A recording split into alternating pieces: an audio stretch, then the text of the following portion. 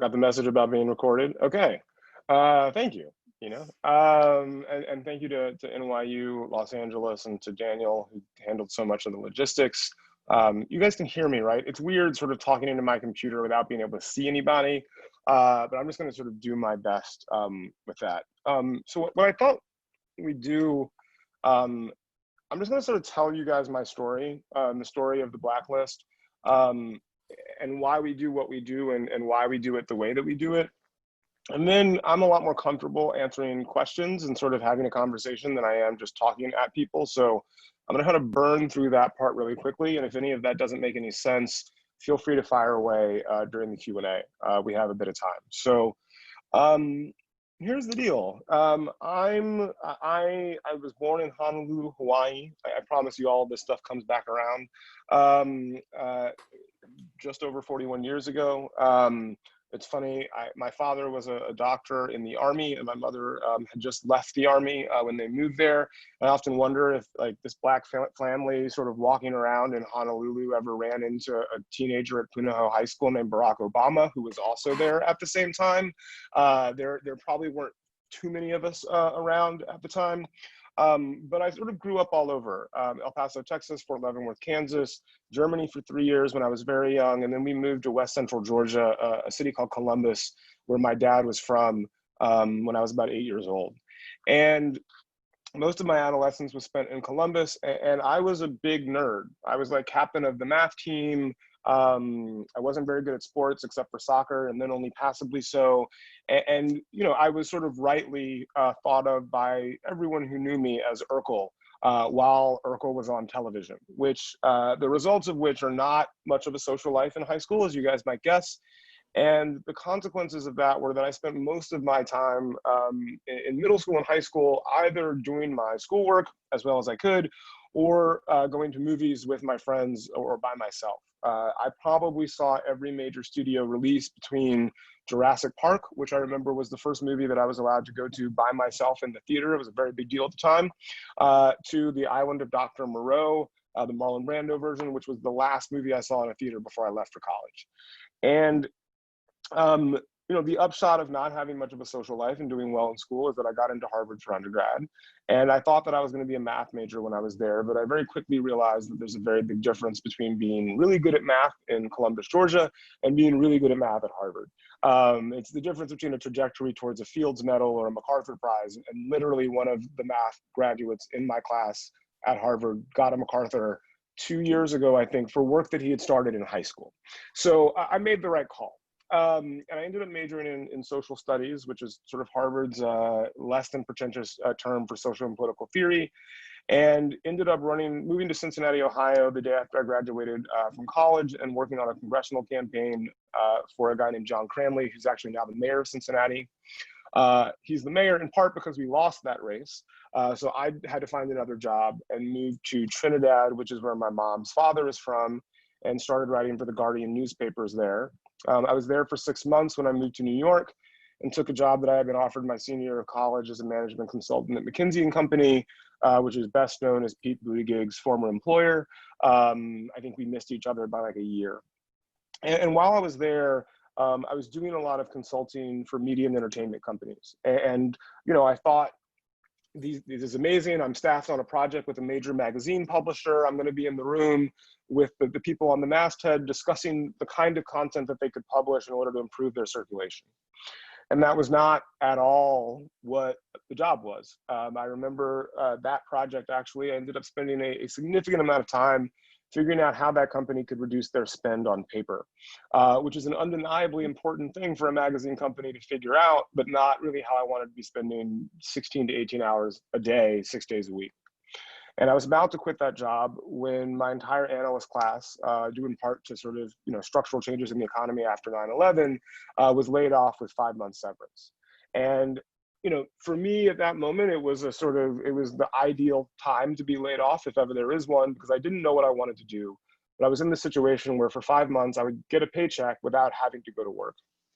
And I ended up spending most of my time, again, like in high school, either watching movies or reading about the film industry. And I realized during that time that as much as I loved movies and had for as long as I could remember, it had never occurred to me to work in the film business. You know, I grew up Black in West Central Georgia. I didn't know anybody who had not only was working in the film industry, who had ever worked in the film industry. And I think I knew one person who aspired to, and he was sort of thought of by all of us as like a dreamer who had no chance, right? It was more realistic that I, as someone who was pretty good at math and a decent athlete, again, narrowly at soccer, but like, you know, could run, would be an astronaut and literally go to the moon. That was more likely than coming to Hollywood and working. But I was spending all of my time doing this. And one night in February of 2003, there was a massive blizzard. I rented 3 movies, Doctor Strangelove, Amadeus, and Being There.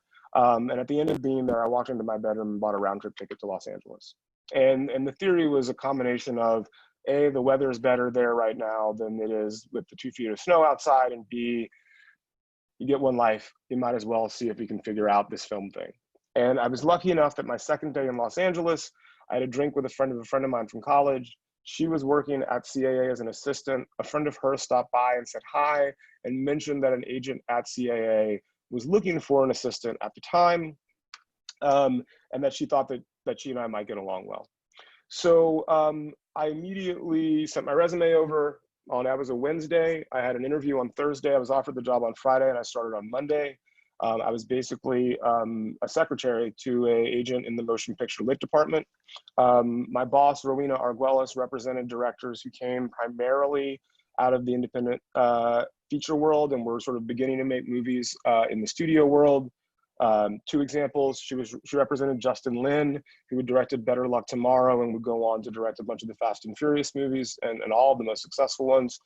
And then my first day working for her was the first day of production on Patty Jenkins's movie Monster, that would go on to get Charlize an Oscar win for her portrayal of Aileen Wuornos. And obviously Patty's next little movie is the sequel to Wonder Woman after having directed the first one 2 summers ago. While I was also there, I introduced Rowena to a short film director that I met at Sundance, who had a little short film out of New Zealand at the festival. She loved the short, signed him. That short went on to be nominated for an Academy Award, and he actually won an Academy Award this year for writing Jojo Rabbit, to Taika Waititi. So that gives you some sense of the kind of folks that she was representing. I was an assistant for her for a year. I got an executive job at John Goldwyn's production company at Paramount, where I was for 6 months, and then I got poached to go work at Leo DiCaprio's company, Appy and Way. And there, you know, like every junior executive job, your job is to sort of consume the world, find the best stuff, and give that stuff to your bosses in the hopes that, you know, you can be involved in producing it with them. And because Leo was, you know, a young, successful white male actor between the ages of 25 and 45, I was seeing every script that was around, right? Because if you get Leo interested in your movie, you gotta go movie at a pretty good budget. And, you know, I was a diligent student. I knew that my competitive advantage in Hollywood was never going to be knowing famous people or being cooler than everybody else. But I knew that if I could work harder than most people. And so I would read everything that I got and try to pass the good stuff up that I found. But most of the things that I was reading were what I would call mediocre to bad, right? And in fact, I would say most of them sort of lived in this middle zone of things that are fine, but nothing that you're going to get excited about telling your boss about. And that really is sort of the standard at the end of the day. You want to be able to walk into your boss's office, slap down a script and say, read this tonight, whatever your plans are, and you will thank me for it when you're done. And I wasn't finding many of those, and that really was my job. And so one night late in 2005, I took a survey of everybody that I had had breakfast, lunch, dinner, or drinks with that calendar year who had a job similar to mine. And I asked them to send me a list of up to 10 of their favorite screenplays they had read that year that hadn't gotten made. And in exchange, I would send them the combined list. And I did that all anonymously. You know, threw it all into a pivot table on Excel, output it to PowerPoint, and put a quasi-subversive name on it, The Blacklist, which was a combination of a sort of tribute to the writers who lost their career during the McCarthy era, and also a conscious inversion of this notion that Black somehow has a negative connotation. So I sent that out. I went on vacation. I read a bunch of the scripts that were on it, and a lot of them were really good. And then I went and checked my email at the business center at the hotel that I was staying at. And this list that I had made had been forwarded back to me by dozens of people. And everyone's, where did this list come from? The scripts are so good. And I immediately was sure that I was going to get fired. Not only fired, run out of town, and would have to, make my mother happy by going to law school, which I was really trying to avoid. And so I just didn't tell anybody that I had made it. And then 6 months into that year, I got a phone call from an agent pitching me a script. And it was the same pitch that I got most days, right? Like, hey, I've got Leo's next movie. You should read it immediately. I also sent it to Brad Pitt, so you should definitely prioritize this. It's a standard pitch. But this agent ended the conversation in a way that I hadn't heard before by saying, hey, look, don't tell anybody, but I have it on really good authority that this script is going to be #1 on next year's Blacklist. You know what the Blacklist is, right? And of course I did, because I made it. But I also knew that I wasn't planning on making another one. And it was this realization in that moment that this thing that I had created, really just to solve a problem for myself, had other value to other people, right? Not only was I looking for scripts to find that were good, everybody was looking for scripts to find that were good. And agents were using the notion of this list, the speculative possibility of a client script being on this list, as a statement of merit, as a statement of value about the script. So I decided then to do the list again. I did it again that December. And shortly thereafter, I was outed by the Los Angeles Times as the person that had created it. And I think it turned out well for me. I'm still here, right? I didn't go to law school. But there was another inflection point shortly thereafter, because about a year after that, Juno and Lars and the Real Girl were nominated for Best Original Screenplay. And that was significant because they had been the #2 and #3 script on the first Blacklist. And that began this sort of recontextualization of both the list and the scripts on it, where people would say, wait a minute, not only are these scripts good in a vacuum when we read them, but it seems like if you make them, you make money and win awards. And those are two primary drivers of behavior in Hollywood, as they are realistically everywhere. So, there's been a virtuous cycle over the course of the last 15 years of the list, where when the list comes out, people make a priority of looking at what's on there, reading those scripts, and, when presented with quality material and the reassurance that other people think something is good, they're more likely to make the movies. And the numbers sort of back that up. I want to preface this sort of litany of numbers by saying that, we, and by we, I mean the Blacklist, me and the rest of the Blacklist team now, can't take credit for the success of these films. I didn't direct them, I didn't produce them, I didn't gaff them, I didn't make food for craft service. What we can take credit for is the high coincidence between the scripts that are on this list and the success that these filmmakers are able to carry off, right? So about a third of the scripts that have been on the list have been made. That's about 400 movies now, after about 1,200 scripts on the list in 15 years. Those movies have made about $27 billion in worldwide box office. I think the most recent count was 275. I might have gotten you out of date info, Nina. Sorry about that on the Oscar nominations, but I think it is 50 wins. 4 of the last 12 Best Pictures and 10 of the last 24 screenwriting Oscars, including most recently Jojo Rabbit.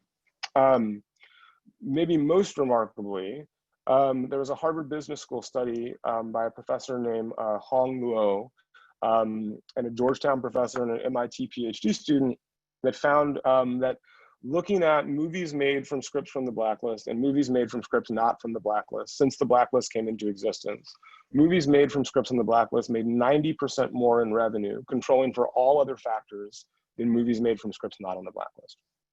And I think that confirms something we all know instinctively, which is that what audiences want is a good story well told. And we start with a good story. To get to a good story well told, you have to start with a good script, right? When I worked for Anthony Minghella, after my time at Leo's company, he would say, it is possible to make a bad movie from a good script. It is virtually impossible to make a good movie from a bad script, right? So I take that 90% figure as a tribute to the work that we've done in terms of identifying good material and creating a system that identifies good material that is likely to be profitable. But I also take it as a very strong indication that the industry as a whole undervalues the contribution of writers when it comes to like the value chain that results in an eventual film. So that's the basic story of the annual Blacklist. And by, after the list started, I went and worked for Sidney Pollack and Anthony Minghella for the last year of their lives, and we optioned Silver Linings Playbook and hired David O. Russell to write it. I worked at Universal Pictures as a director of development for 2 years, and I worked on movies like Fast and Furious 5 and It's Complicated. And then I went to go work for Will Smith's company, Overbrook. And when I went to Overbrook, part of my deal was that I had permission to develop the Blacklist as a for-profit venture entirely separate from my work at Overbrook, provided, of course, that my work at Overbrook was good. And what I was interested in doing was, by 2000, the first Blacklist started in 2005. It was basically, it's a survey it's an email that comes out and circulates. It's a PDF that circulates via email. That was roughly the same time that, there were 20 schools were on Facebook, Twitter didn't exist, Instagram didn't exist, iPhones didn't exist. All of the things that we use to interact with the internet and share information were very much nascent. But by 2010, and by 2010, when I went to go work at Overbrook, it was almost adorable, the sort of simplicity of this PDF. And I wanted to build something that, could solve the problem that I would have in my job, where people would say, hey, we need to find a comedy for Jaden Smith. And, the way you used to do that was to call every agent you knew and say, hey, I need to find a comedy for Jaden Smith. What do you have? And they would send you a bunch of samples, or they would send you things that they thought might fit. And the vast majority of them wouldn't. And a vast majority of the ones that did weren't very good. And so I always wanted, wouldn't it be great if everybody had access to a database that essentially functioned like Google for screenplays, right? When I decide that I want to find something, a world, a genre, a budget scale, whatever it is, I can go online and say, show me the scripts that exist like that, and order them in a way that is going to be valued to me from a quality perspective. And so I set about building that with my now business partner, Dino Simone, who was an engineer at Akamai Technologies in Cambridge, Massachusetts. And while we were building that, I realized that we could use that infrastructure to solve another problem.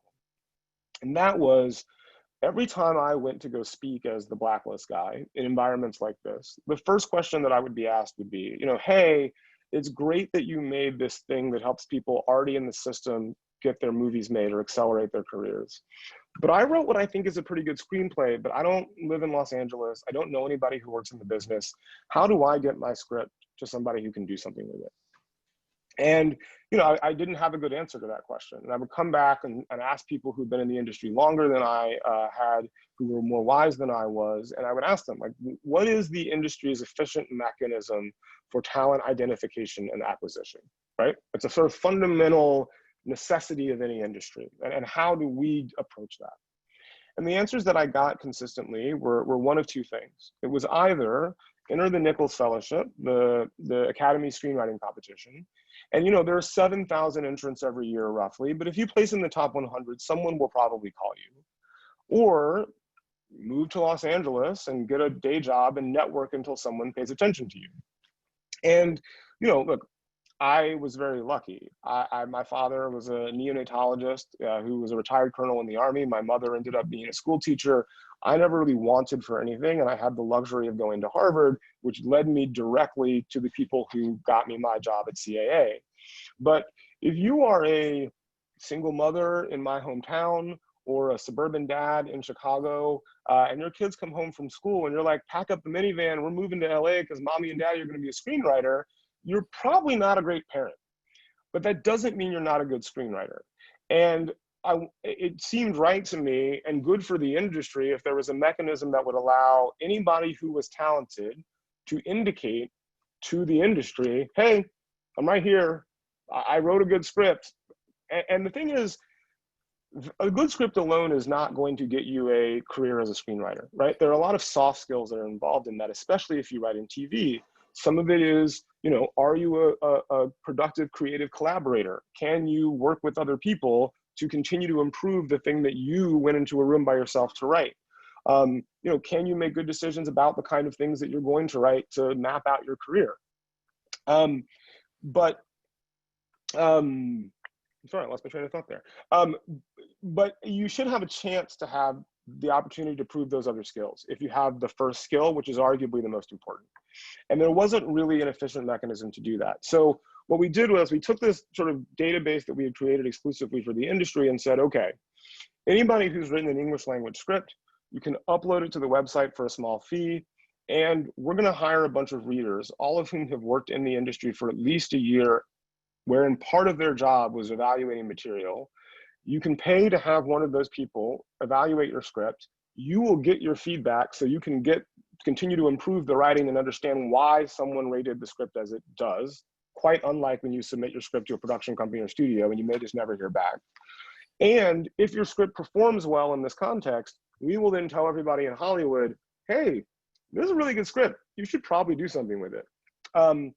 So we launched that on October 15th, 2012. 6 weeks later, a 23-year-old writer who was living in his parents' basement in Staten Island got signed by CAA. He had written a script, somewhat ironically, about the McCarthy era, which is why I thought it was a practical joke when it first happened. And then 6 weeks later, he made the annual Blacklist with that same script. And that's really sort of been the case over the last 7.5 years that the website has been live. We've seen hundreds of writers get signed at major agencies and management companies. The first film produced from a discovery on the website, Nightingale, starred David Oyelowo, was nominated for 2 Emmys and a Golden Globe and won David a Critics' Choice Award. There was a husband and wife from Atlanta, Georgia, who got an incoming phone call from Image Nation Abu Dhabi, and they optioned the Arabic language rights to their film. That film, Zinzana, premiered at the London Film Festival and was Netflix's first ever Arabic language acquisition. And there are a ton of stories like that. And we've continued to build an infrastructure dedicated to identifying and celebrating great screenwriters and screenwriting. That includes everything from live stage script reads, usually 4 times a year in LA and New York when we're allowed to assemble indoors again. We have a podcast now at Luminary where we interview people sort of in the world about their relationship to film culture. Our most recent interview is actually with Spike Lee. I highly recommend it. We have a series of screenwriters labs that are patterned after the Sundance labs, one of which we bring the best 8 writers we find to Los Angeles every year to sort of workshop a script and then make introductions to people in the industry. We do 2 labs with women in film to try to address the sort of frankly embarrassing state of gender equity in the industry. Those labs have been very successful. Most recently, one of the writers who was in last year's lab was workshopping a script that he had gotten financing to make right after the lab, and that film just got into Cannes 2 months ago, which was rather remarkable. I mean, I have every expectation that our lab participants will go on to great success, but that was fast even by my expectations. And we started to produce as well. You know, our first movie that we produced was something called Come As You Are. It was a remake of a Belgian film about 3 men with disabilities who escaped their helicopter parents to go on a road trip to go to a brothel that caters to men with disabilities so they could lose their virginities. That premiered at South by Southwest and is currently available at your local paid VOD site. It's 99 on Rotten Tomatoes, and Questlove loved the movie, which is a pretty strong endorsement in my book. And our second film stars Allison Janney, Regina Hall, Mila Kunis, Wanda Sykes, Ellen Barkin, and Awkwafina. I forgot a few more names, but that will be coming out later this year. What's the title of that movie? That's called Breaking News in Yuba County. And it was a script on the Blacklist in 2017 by a 20-something Nigerian-American writer named Amanda Idoko, who just happens to write like one of the Coen brothers. I mean, she's just extraordinary. And, you know, we have a bunch of other things in development right now. We're hoping to start shooting as soon as it's safe on a feature film that'll be directed by Floria Sigismondi, who directed The Runaways and a bunch of episodes of, wow, my brain is, she does amazing television. And yeah, so we're making movies, we're making stuff that starts with a great script. There's no guarantees that those things will turn into great movies, but at the end of the day, we want to make the stuff that's hard, that has the best chance of being good, and make sure we involve the writers in that. And that's pretty much it. And now I will shut up and answer questions, because that's a lot more productive. Yeah, we have a number of questions. They're both creative and business. So I'm going to kind of bounce back and forth. I think some of these are really interesting. So we have a question from This is from Alec James Winchell. He says he's a young white writer. He would like to create diverse characters that feel fit for the real world, but he doesn't want to co-opt experiences or tell a story that a person of color otherwise would. And do you have any advice about how to navigate that? Yeah, it's a tough question. And I think that your instinct to be concerned about it indicates that you're probably on the right track about not co-opting. And I think that the first thing you need to be doing as you make this work is to make sure that you're constantly interrogating yourself in a very honest but respectful way to make sure that you're like, why are you doing what you're doing, right? If it's because diversity is in vogue right now and you need to keep that, you keep it real with yourself about that, then maybe you're not the best person to be telling these stories.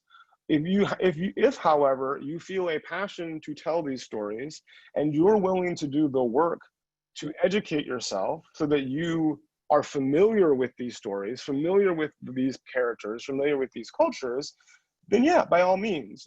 People often say that people should be limited to writing what they know, and I don't, and I don't think that's entirely true. I think that I don't want to limit myself to telling stories about straight Black men from West Central Georgia, and I don't think that anybody should be limited by that. But I do think you should limit yourself to writing what you've learned. And I have an advantage as a Black straight man from West Central Georgia in that I've learned a lot about Black men from West Central Georgia, and I have a certain amount of expertise about that, right? Similarly, as a Black person, I have a certain expertise about the Black experience that if you haven't lived as a Black person, you're not as likely to have. But it is still possible for me to make the effort to learn in an authentic way about people that are not myself.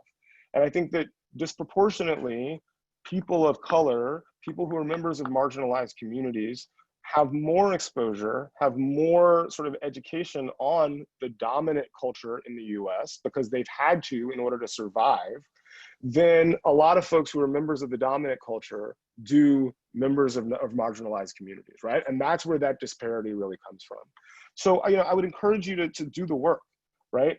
And make sure that you're doing the work for the right reasons. But I think if you are coming at from that perspective, you have a much better chance of sticking the landing. But the last thing I'll say about this is you have to be aware and frankly welcome critique from those communities and prepare yourself to respond to those critiques in a way that befits the education that you've gotten about them, right? Just because you wrote something about a community and you're a writer doesn't mean that members of that community are not entitled to be like, hey, yo, that's not what this is like, right? And ideally, you need to be able to come back and say, look, this is why I made the decisions that I made. Or you can say, I'm not even going to engage in this. I'll let the work speak for itself. But those people are very entitled to that critique. And I think that one of the moments that we're having right now, right, is everyone's like, oh, I don't want to be canceled for doing the wrong thing. That doesn't really exist, right? Cancellation, critique, and consequences do not equal cancellation.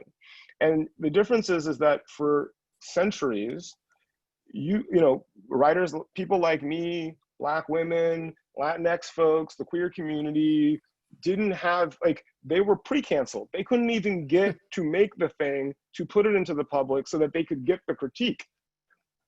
Now, because of the internet, because of sort of democratization of the conversation, people who are members of those marginalized communities who were being commented on, but oftentimes weren't part of the process of those things getting made, now have a voice. And they're able to use that voice to say, we kind of think this is whack. Mm-hmm. And that's a risk you run when you tell any story. So the easiest solution, do the work, make sure it's not whack, and then you can get the praise that you deserve for making something amazing that gets the buy-in of the communities that you want to comment on and write about.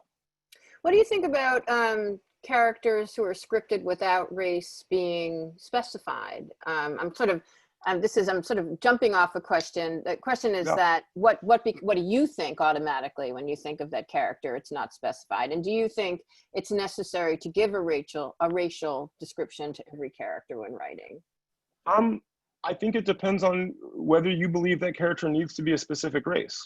right? So, if you're writing something and you have a very specific idea of what that character is, describe that, right? If you don't, and you're open to other people interpreting the story you're trying to tell and what that person looks like or what their background is, then leave it blank, right? But I think that the best way to think about that is not, should I describe my character's race or not? It's, who is this character? Where are they from? What is their background? And what is their background and their experience tell you about how they'll make decisions and how they'll behave in the situations in which they'll find themselves in your story, right? Specificity is ultimately your sort of, as a writer, specificity is sort of your it's a tool at your disposal. And the more precise you can make these characters, the better.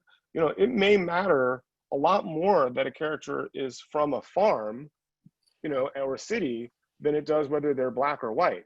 But if you say that a person is black and grew up on a farm, it's a more specific thing. And I'm going to know a little bit more about that character. And the more you tell me and the more you show me about sort of who they are and how they make decisions, it will more deeply inform who they are. So I think that, race is one, gender, race, sexuality, whatever. These are all data points about a broader character, right?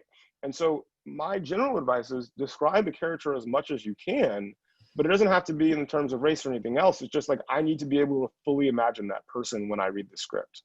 Yeah, for me, I would say that argues to including race. I mean, I believe that as a writer, it's your job to create a fully formed character. Yeah. And I believe someone's race informs their worldview, right? So, I could see, reimagining a story and changing the race of the protagonist, but then I think inevitably things would change, right? That would be, they should.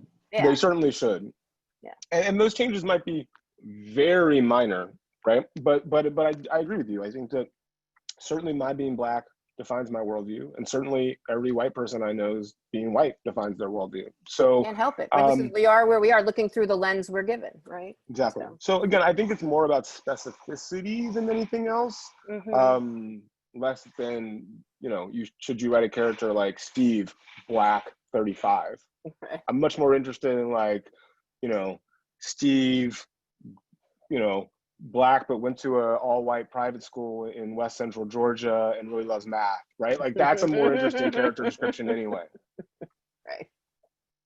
So we have a question from a middle-aged writer. And I think this is interesting to talk about because there's been a lot of talk about, equity for women and being more inclusive of people of color, but obviously ageism is also a huge problem. Ageism is real, yeah. Yeah. So can you talk about that? What have you seen? I mean, our middle-aged writer at least has a sense of humor because he asks if he should get a millennial beard. So I'm assuming it's a man because of that question. Maybe it's a woman who wants to grow a beard. I don't know. Don't mean to beard has many meanings. Exactly right. Look, I think that there is ageism in Hollywood, period, right? And that's true. I think it's mainly for actors and writers, weirdly enough, right? Like I can't think of much age-based director discrimination as much. And I think that that discrimination comes mostly in the form of like, how do you break in, right? Like the narrative of sort of breaking into Hollywood is very much a 20-something moves to LA.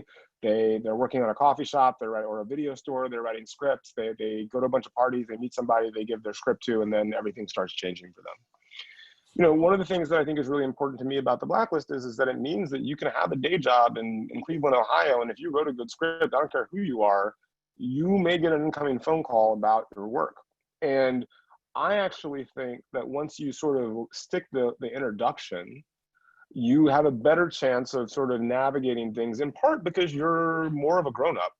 And you have the ability to behave like one and sort of understand that, there are compromises that have to be made in life to navigate certain things, and you're less of an absolutist in my experience. But that said, I also remember when a script made the annual Blacklist by a writer who didn't have an agent at the time. He was in his early 70s at that point. And I remember reading the script and thinking this could win Best Picture if it could get made as good as the script is. And I called a bunch of my agent friends and said, you should read this. This is amazing. And they all read it, and then they called me back, and they're like, "Yeah, what's the deal with this writer?" And I was like, "Well, he's in his 70s, and he had written a bunch of movies 20 years ago, and things sort of fell apart, but he's back in the game with this amazing script." And no one signed him. And the movie got made, and it premiered at the Toronto Film Festival, where it won the Audience Award. And then The King's Speech won Best Picture and won him a screenwriting Oscar, David Seidler. And he got signed right after the movie premiered at Toronto. So I think the industry's a little better about that, but the numbers also don't lie, right? Like new writers above a certain age are rare. I think that the Blacklist has the potential to exert pressure in the other direction, but I by no means think that we can solve the problem of people's inherent bias. What we can just do is make sure you don't have to move to LA and sort of blow up your whole life just to prove that you're a good writer. I don't know how helpful that is. Oh, but if you're a woman over 45, there's a great lab that is sponsored by Meryl Streep. Google it. If you just Google Meryl Streep Screenwriting Lab, you should be able to find it. It happens in upstate New York every year, and they've had a lot of success with identifying women over 45 who have dope scripts, and then sort of injecting them into the industry in a really sustainable way. So they're doing really good work.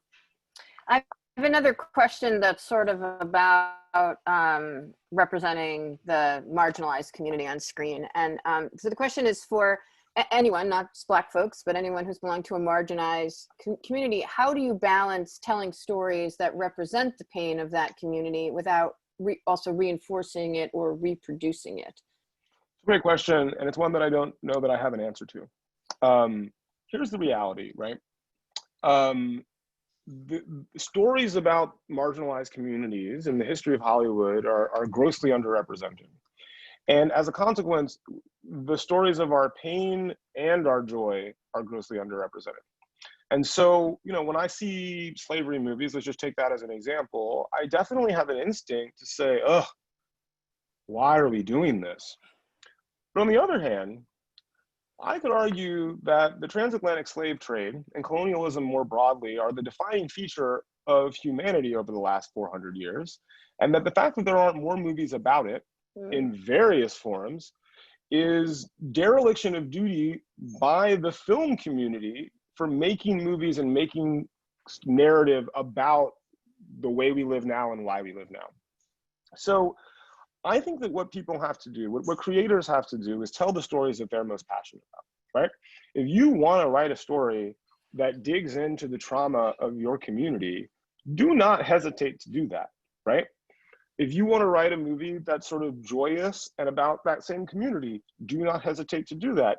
If you want to write a period movie about a bunch of old white men who were colonialists, do that too, right? Like, you should not write something because you're like, oh, I don't know how people, like, write something that you're passionate about, make it great, and most importantly, find a way to make it, entertaining is the wrong word, but make it something that people will want to watch, right?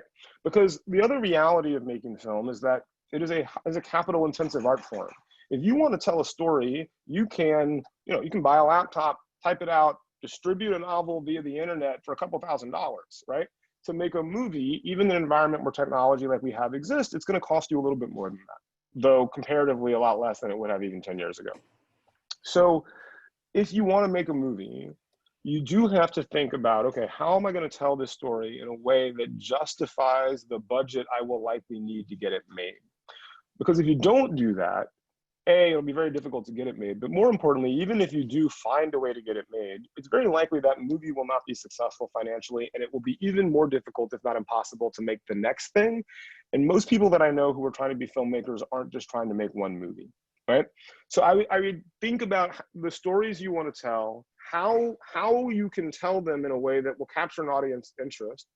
And I would encourage you also to think about if there are points you want to make, if there are themes you want to explore, there are ways to explore those themes without doing it in the most direct way, right?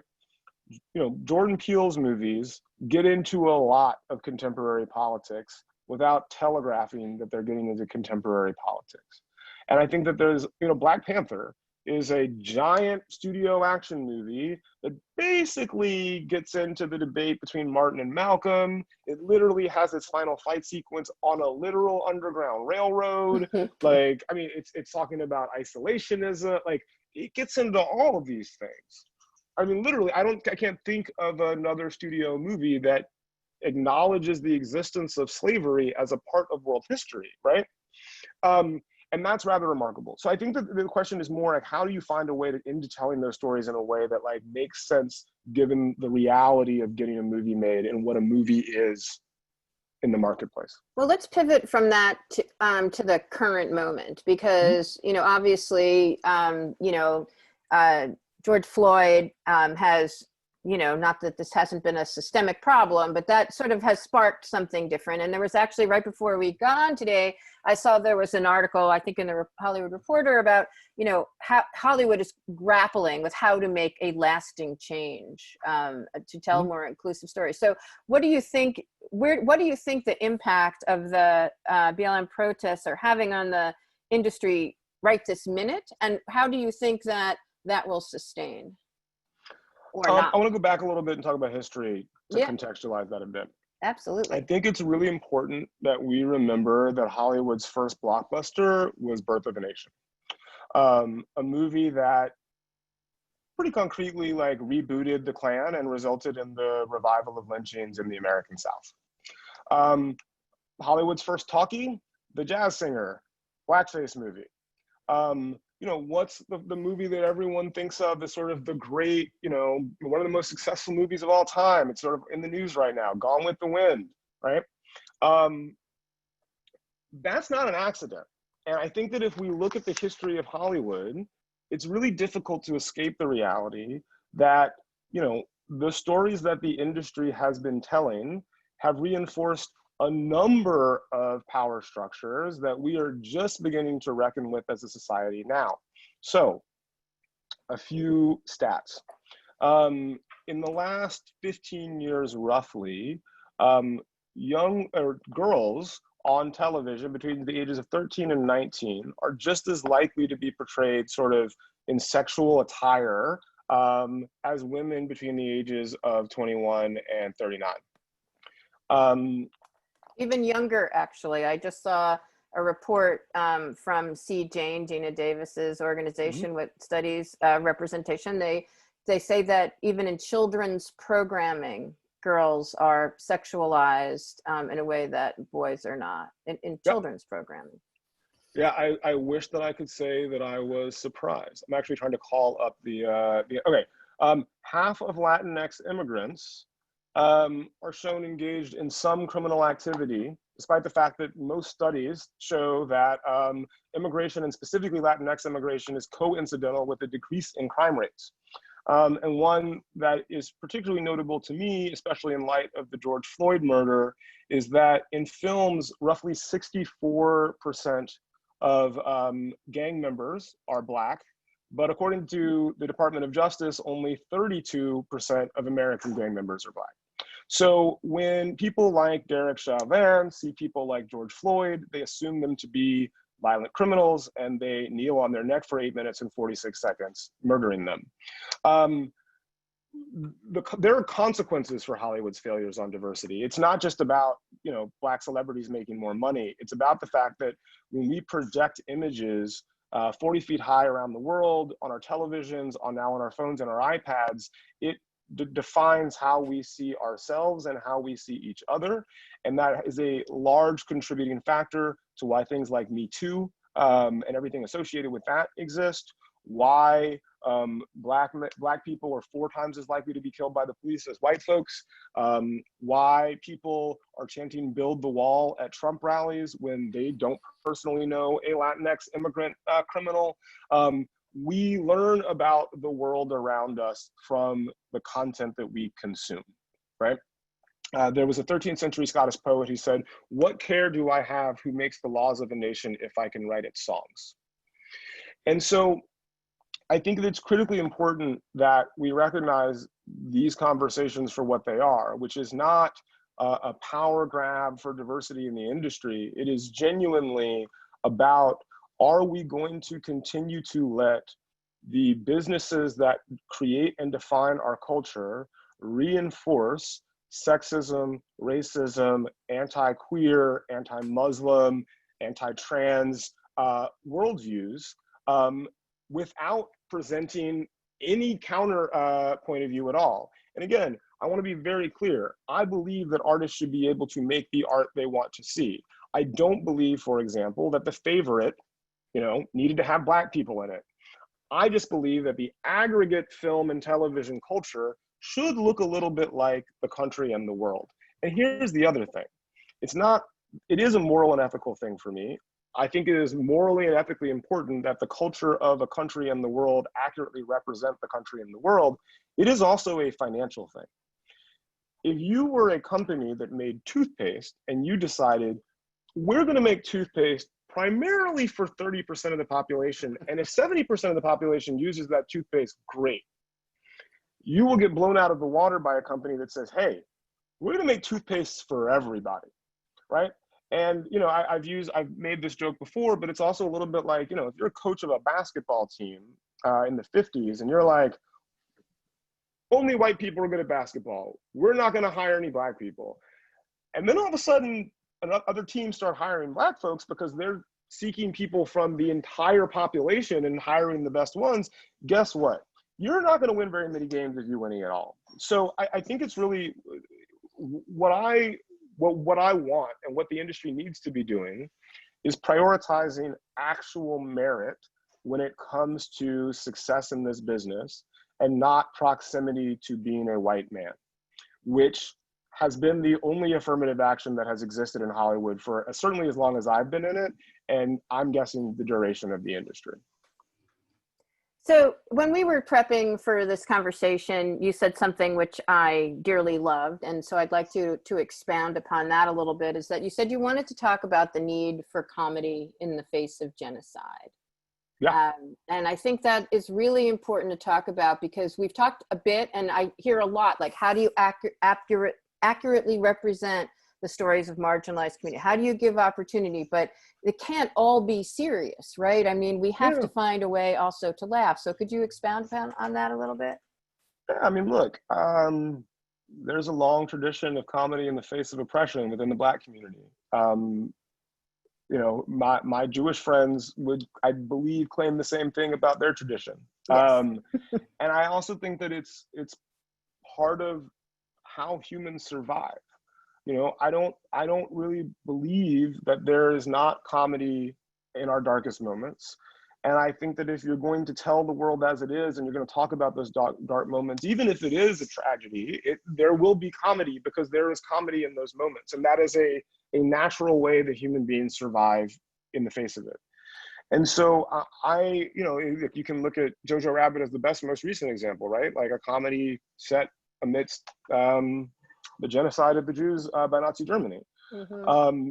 But I think that there are countless examples. And I also tend to think that the movies that have made me cry most are often ones that also made me laugh. And I've detected this in a few scripts that I've read and a few movies that I've seen where, like, by opening somebody up, if you get them to laugh, they're a lot more vulnerable. Then you can punch them in the face and then they're just a mess. And I don't know why that works. And anybody who's a psychologist or has a psychology background, I'd love to hear more if that's like a natural human sort of brain organization thing. But I do tend to see that being the case. And honestly, I just think also people need to laugh. Life is hard enough, especially right now. And I just think that the people who are able to make others laugh, it's a gift, and it's a gift that is infectious. At this time, pun intended, I guess. And, it helps us survive. Thank you. I totally agree with that. I'd like to pivot from there to talk a little bit about allyship, which is something that we also talked about, and I'm going to read a question because it relates to this in a more personal way. So the question is, I'm a young Black woman, an emerging writer-performer who recently decided to drop my manager, largely due in part to his profound silence during a time like this and an overall lack of communication. For Black talent, writers, etc., how much value do you personally feel we should be placing on the level of allyship exhibited by the white agents, managers who choose to rep us? And as folks in power in this industry now seem to be finally, in quotes, opening the doors, do you think we will start to see a shift in more writers being staffed or projects being sold directly through talent versus through representation to facilitating those meetings? I think that's sort of a two-part question. It's about allyship, and also I think about what's happening with the industry shifting with the Writers Guild dispute with the ATA and all of that. I think there's... Yeah, here's the thing. Your representatives are your employees, right? sort of really... Sorry, Nina, you say something? Oh, Yep. We might have lost her. All right, I'm gonna answer this question then, and hopefully we'll get her back. Your reps, or maybe I'm gone. Can you guys still hear me? If someone can hear me, can you write in the chat that you can hear? Yes, great, okay. So your reps are your employees.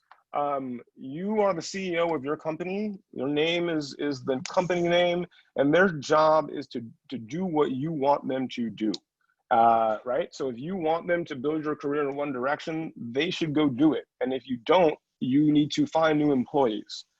Now, the question about whether you should fire them because they're not vocal enough publicly, that's for every individual to decide, right? Personally, I would much rather know that the person that I was working with is doing the work quietly and not being performative by posting a black tile on Instagram, right? I want people to do the work. I really don't care about performative allyship in the short term because the long term is what matters.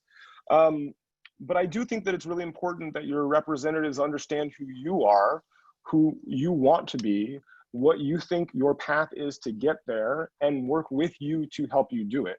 And it sounds like if they weren't checking in on you at this very difficult time, they weren't likely aware of any of those things and likely to be able to help you sort of navigate from where you are to where you're trying to go. I don't know about whether people are going to be getting jobs more directly now in the wake of the WGA ATA thing or anything else. My instinct here is that the agencies and the writers will come to an agreement at some point in the future, and hopefully they will do so with a deal that recognizes the substantial contributions that writers make, again, to the value chain. But look, I think that people are already getting jobs without reps because they have direct relationships with the people who are making the film and television. But at the same time, agents are helpful.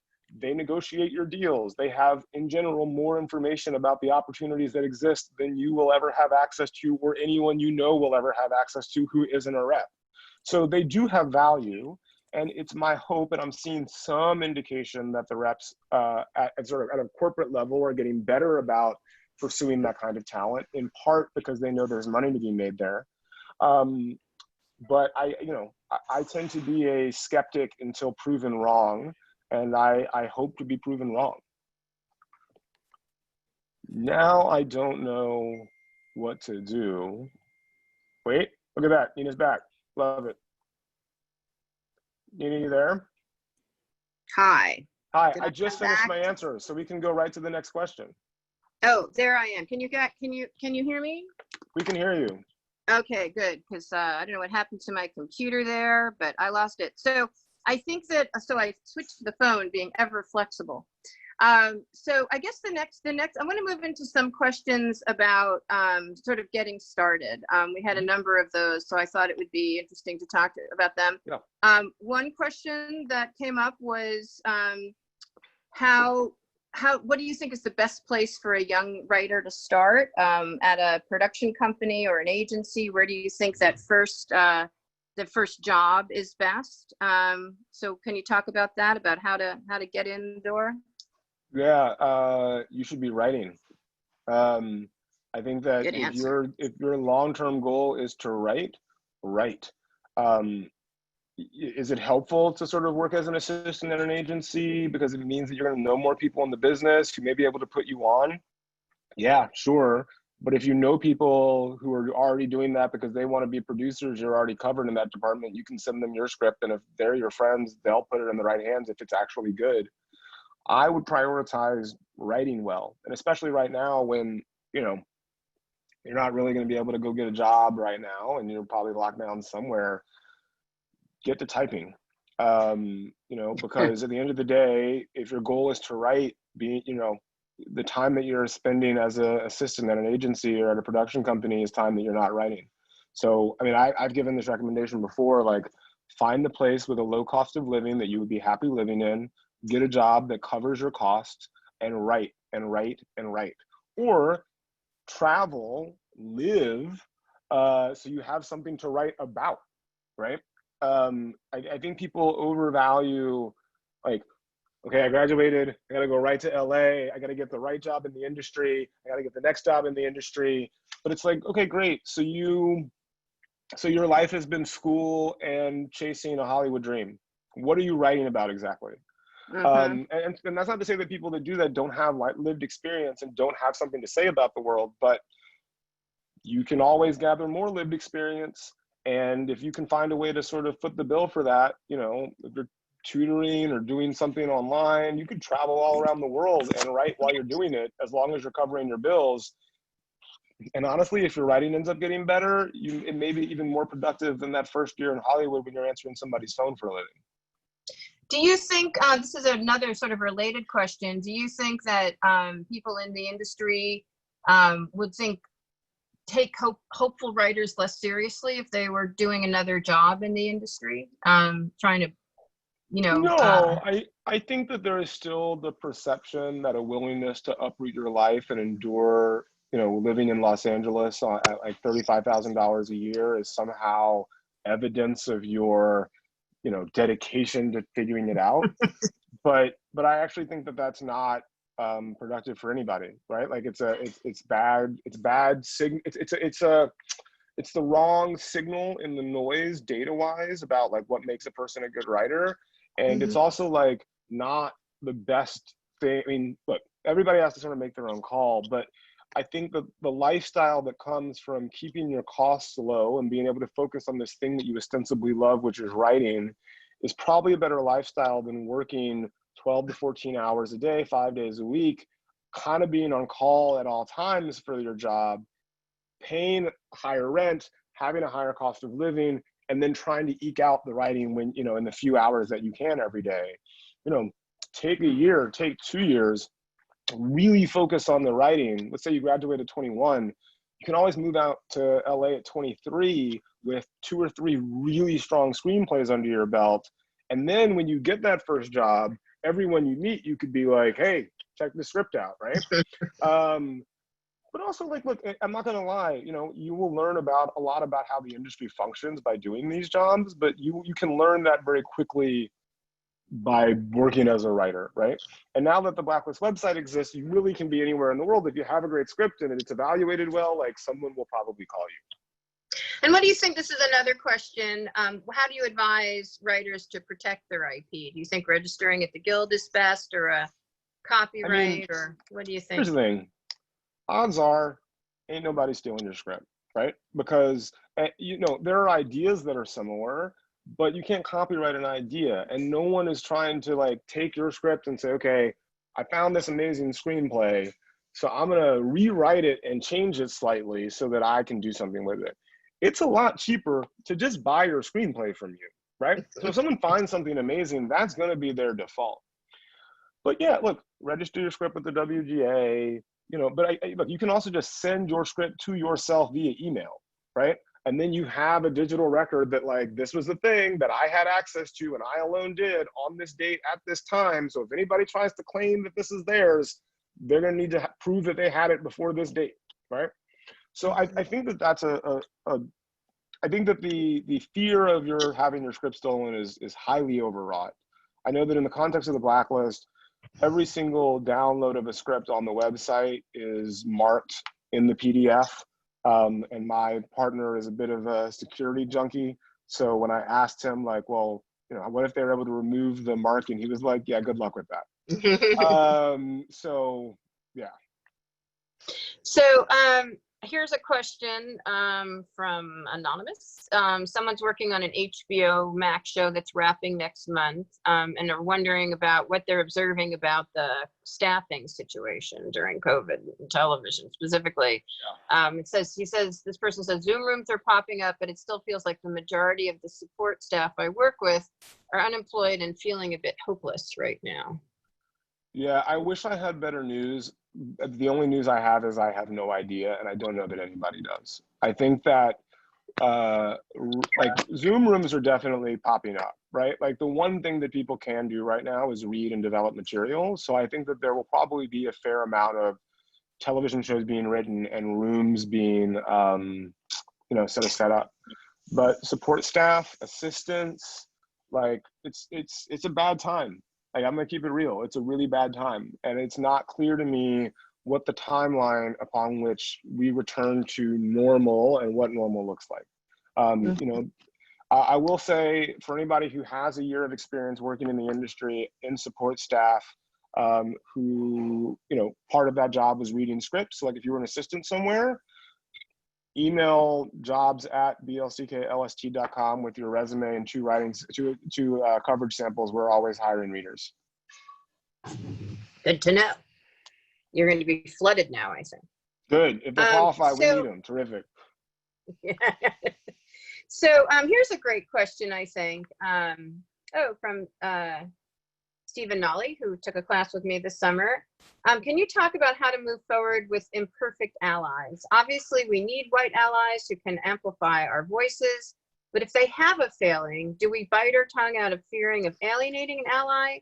Should we be holding our allies to the same high standards as others, especially when allies are so hard to come for? I think it is a phenomenal question, and one that can only be answered by each individual in each situation.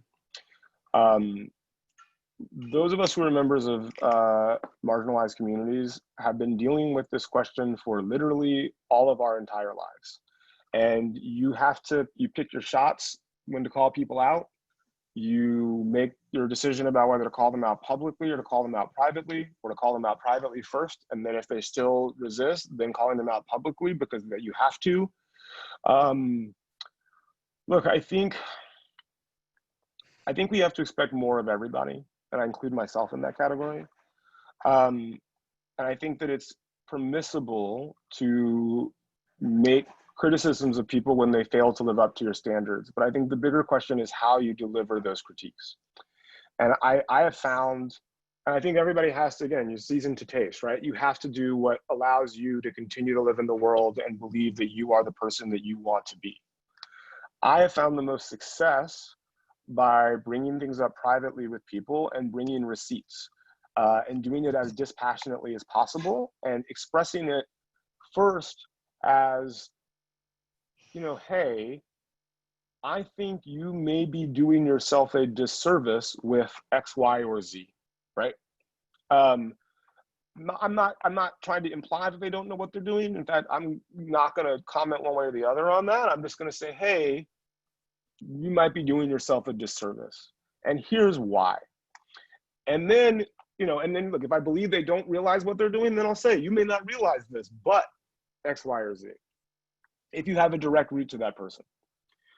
If I don't have a direct route to that person and there's a venue in which I can make the criticism, again, I try to make the criticism as dispassionately as possible by citing facts that countervail their stated point of view or their claim, so that it's not about me, Black person Franklin, calling somebody out for being racist or sexist or anti-queer. It's me being like, hey, bud, you're factually wrong here, right? And that's a slightly different, it's the same thing ultimately, but people can draw their conclusions about the racism, sexism, or anti-queerness of it. You're just pointing out that they're wrong. And actually, I think that that's more valuable because, again, at the end of the day, I just want people to work with facts. And if you work with facts, what you're going to find is white people are no better at telling stories than Black people. Men are no better at telling stories than women, right? And study after study after study after study after study validates that. And so when I bring that to the table, that's what I'm saying. I found the most Mhm. success with that. I think it varies, and it really is just sort of about what makes you comfortable. And how Yeah, much, I think, frankly, how much nonsense you can tolerate from people, right? yeah, I have my tolerance has decreased over time. When I was younger, it was a lot higher. right. Well, I also think that I do think what you said about choosing to do it privately is a good call, because I think that people, when called out publicly, feel embarrassed, and then they'll go into a defense and they won't hear you as well as if Yeah, you. I mean, here's the thing. I don't care if they feel embarrassed, and I don't care if they take offense, because if they're wrong, they should be embarrassed, Mm. and they should get out of their own way and not be on the defensive. Yeah, I but that reckon doesn't mean they will. Just it doesn't mean they will, but I realistically, just want to yeah. be clear that I'm not recommending the private approach for the benefit of the person who's being accused. I'm recommending the private approach for the person who is a member of that community or an ally who has to stand up to that person. That I'm just recommendation is saying that I about think you're more likely to be heard if you do it privately because of the defensiveness. That's all I'm saying. maybe that's That's possible, but but again, my biggest concern there is you're also likely to take less damage personally. And so that recommendation is driven by a desire to protect the people who are going to raise those issues. I really don't have much sympathy for people who, behave racist or sexist or Oh no, me either. anti-queer. I no, and it's not that I wouldn't want to embarrass them. I Yeah, just think, in my experience, that when you call people out publicly, yeah, they don't hear you because of that humiliation. And if you can yeah. take a private approach, that you're more likely to be heard about a fact than if you call them out publicly. I have Like, no interest, and I'm like you, my tolerance grows less every yeah, year. I think it's sad that those people can't be more mature, but their immaturity is likely reflected in their racism, sexism, etc. Mm-hmm. So are you personally going to move into television now? Yeah, we're already working in TV. The website has accepted episodic pilots for the last 5 years, I think, and we actually found a pilot on the site that we just sold to Sony Pictures Television. So we just sold our Congratulations. first television show. We're negotiating our second right now. So yeah, we're moving into TV too. So where do you see the industry going with respect to writing? I mean, how do you feel that streaming in particular is changing that landscape for content? Yeah, I think to two big things. The first is that my theory is that we're headed towards a convergence in the sort of scripted narrative space, where the difference between a movie and a limited series and a television series, like, who cares, right? It's ultimately a story told in the way that we tell them. A movie is one season, one episode. A limited series is 5 episodes, one season, whatever, right? And I'll sort of use 2 examples to show how far down that road we already are. Are the Marvel movies a bunch of feature films, or are they an episodic series wherein each episode is 2 to 3 hours long and is released every 6 months in theaters, right? Mm-hmm. If HBO had put out the final season of Game of Thrones every Sunday in theaters a day before it went to network, would those have been movies? I mean, they were 90, a lot of them were 80 and 90 minutes long, or was that a television show? And I actually think HBO could have made a lot of money if they had done that. So I think we're headed in that direction generally, and I think that streaming sort of further enables that, because we aren't limited to half-hour blocks on TV, we aren't sort of limited to normal release schedules, and with the click of a switch, they can send that stuff literally all around the world simultaneously. Mm-hmm. I think the other big way that streaming has an effect, other than the sort of structure of the deals, right, where like Netflix is buying out your back end and you don't really see residuals on that, or yet I think people are going to negotiate towards sort of performance bonuses as part of future deals. But, Netflix has a different business model than the studios do. Traditionally the studios rely on, we need to make these big movies. They need to go to theatrical, make as much money as possible opening weekend, and then try to eke out as much as possible in the intervening weeks before then it goes to streaming. And we need to try to exploit that in terms of individual pay. I pay $3.99 to rent it on Apple, or $19.99 to buy it. Netflix doesn't care if you watch their movie opening weekend, right? They care that you continue to pay your, whatever it is now, $9.99 a month to have access to the Netflix platform.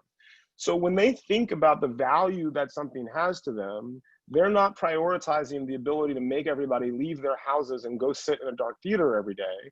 They just want to know that their aggregate bundle is offering you enough that you never say to yourself, wait, why am I paying for Netflix again?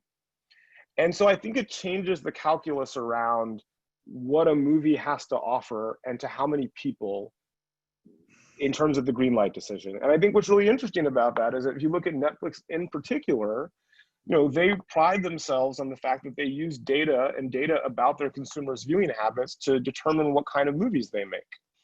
And they make a lot more diverse movies than the rest of the industry does, and a lot more diverse content. And they have shown, and you can sort of go back and look at Mindy Kaling's new show, and a bunch of other stuff, that things that have people that are not white men are doing very well all over the world. Like literally that was the #1 show, I think, in Sweden the weekend it came out, right? So, and I mean, there was the weekend that When They See Us came out, they also dropped the Ali Wong Randall Park movie, Always Be My Maybe. I don't think there's a media company, I genuinely don't know, that dropped a major motion picture and a limited series in the same weekend from the Asian community and the Black community. I can't remember a time, right? So, and they're doing that not because they're good on diversity, though I think that's a priority for them as a company. They're doing it because they want to make sure that everyone keeps paying their Netflix fees. And I think that, that shift is a very interesting one to me, both from a diversity standpoint, but also from what kinds of movies are going to get made. Let's not forget, their first Oscar plays were Beast of No Nation, Mudbound, Roma, and 13th. Asian American director, Black female queer director, Mexican director, Black woman director. In other words, the world we live in. Right. I mean, they got Marty in there, Yeah. Here's a question from Jeff Gordon. Can you make it in the industry without managers or reps as a writer? Is the Blacklist a way to achieve this? I think you can break into the industry via the Blacklist for sure. I mean, hundreds of people have. I don't know why you'd want to go through your career without a manager and an agent, right? I think the question is like, how do you find the right manager or agent? You want to talk a little bit about that, about what you would consider the right rep? Yeah. I mentioned it before when you were having the tech issues, but like your reps are your employees, right? It's a little bit like, could I start a startup without hiring employees? Sure. Would I be more impactful and more successful if I had really good employees? Yes. So how do you find the people that you want to rep you, or that you would be happy to have rep you? When reps pursue you, treat that process like an interview process. Would you hire them to do the job that you need them to do, which is help guide your career, tell you what you need to know to make good decisions about your career, negotiate for you aggressively, and make sure that people know who you are as a talent? That's their job. And that's what you should be testing for when you decide whether or not to bring on a rep or not. But I mean, could you? Sure. I think there probably are people that do. I genuinely don't know why you'd want to. They say in courtrooms that a person who represents themselves is a fool for a client. It's not that different in Hollywood on some level. Well, if for no other reason, it's very hard to negotiate for yourself. You almost definitely have to have a lawyer, but even separate from that, like, I understand the general antipathy towards reps, but at the same time, like, there are good ones, and they do a good job for their clients. The challenge is finding one who, again, these are people who represent you in the world. You need to find somebody who you're comfortable representing you to the world. Totally feel that. Okay, so I'm going to go back to some other questions. Can you talk about, here's some other good questions. Can you talk about writers of color that don't write writers of color's issues films? That's sort of one. And sort of related to that, do you feel establishment gatekeepers feel that they're not getting their money's worth if they hire a writer of color that wants to write the next Star Wars instead of writing about, quotes, the struggle? Do you feel like that's a way in which writers of color are being marginalized into content? I think on a macro level, yes. I think that is rapidly declining. Right? Like, look, there are people going to make assumptions because of, who you are, that you're going to be that. Yeah, some will. But like, Victoria Mahoney, who's a Black woman, just sought second unit on JJ's most recent Star Wars movie. J.D. Dillard and Matt Owens are two Black guys writing a Star Wars movie right now. I think that there's plenty. I don't think no one's going to be like, oh, I didn't get my money's worth. You didn't give me enough like trauma porn, unless they hired you to write trauma porn. But that's a different conversation. Right. And I think that separate from that, like I said before, there's no reason why writers of color can't write stories from the dominant culture. We're just as exposed to it as members of the dominant culture are. We've had to be in order to be successful. I'm just as big a fan of Amadeus as I am Do the Right Thing. And so I don't see any reason why. And I think that, I'm very pro that, if Spielberg can make a, Holocaust movie, I can make a movie about, 13th century churches, which is what I'm doing with Floria. Okay, we have a bunch of, let's see. Okay, here's a question that I don't even understand. Please talk about ear movies. I don't even know what that means. All right, ear movies was a name we gave to our recorded table reads that were part of our podcast. So we had a podcast years ago with Earwolf, which is a podcast company. It was a combination of interviews and scripts that we would then record for table reads and then release as essentially audio plays for the podcast generation. We lovingly called them ear movies. When we brought the podcast back with Luminary, our intention was to do both interviews and more ear movies, and then COVID happened. So literally our first two interviews were in studio, and we've done every single interview since then via Zoom. It is virtually impossible to do a high quality ear movie via Zoom. We've been trying to figure it out. So those are on hold until we can gather people in rooms again. And once we do that, we look forward to bringing them back. But I love that you asked about them because we're really proud of them. And it's funny, I used to travel a fair amount, and there were two separate times where at Sundance, I was like ordering food, and the person behind me was like, "Are you the Blacklist podcast guy?" And it was just based on my voice, and it was one of the more surreal moments I've ever had in my career. And they seem to have been a lot, like, we didn't have a massive audience, but they seem to have been much beloved because everywhere I go, people talk to me about them, and it means a lot to me. So thank you for asking.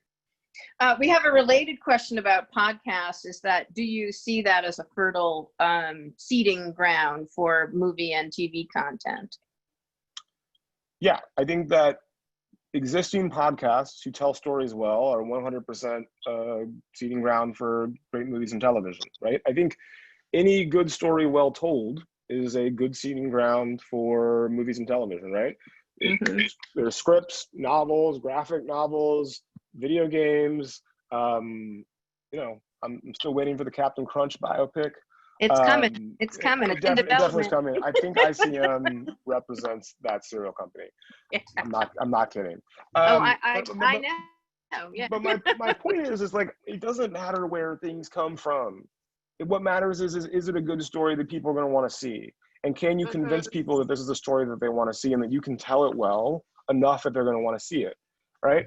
So yeah, podcasts are. And the flip of that is that one of the reasons why I'm excited about bringing ear movies back is if we make these ear movies and they are successful and they find an audience, that is further evidence that the movie is likely to be well received. And on top of it, instead of sending somebody a script to read when they have this pile of scripts to read, I can just send them an audio file and they can hear the thing perform, which is what you experience oftentimes in reading it yourself. That's great. We have a bunch of questions that are just about the Blacklist. And since we have a little over a half an hour left, let's do it. I will dive in there. So does putting my feature on the Blacklist restrict me from trying to get the film produced using other methods? Absolutely not. The only rights that you cede by hosting your script on the Blacklist is the right for us to host it on the Blacklist. By all means, you should be trying to do everything you can on behalf of your script and your career while the script is hosted there.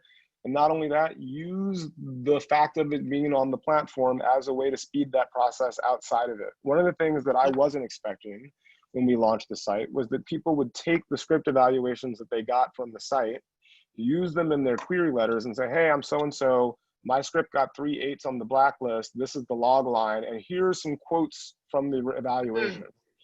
And more impressively, there have been writers who have taken quotes from mediocre evaluations, right? Like the sort of brief positive things that people have said and say, hey, readers at the Blacklist said, my script was a taut thriller. It was funny at times, right? And the score is like a 4, but the person says, okay, taut thriller, I'm intrigued, tell me more. And then they'll read the script. So I think people like use the Blacklist as a tool to get where you want to go. That's literally how it's intended.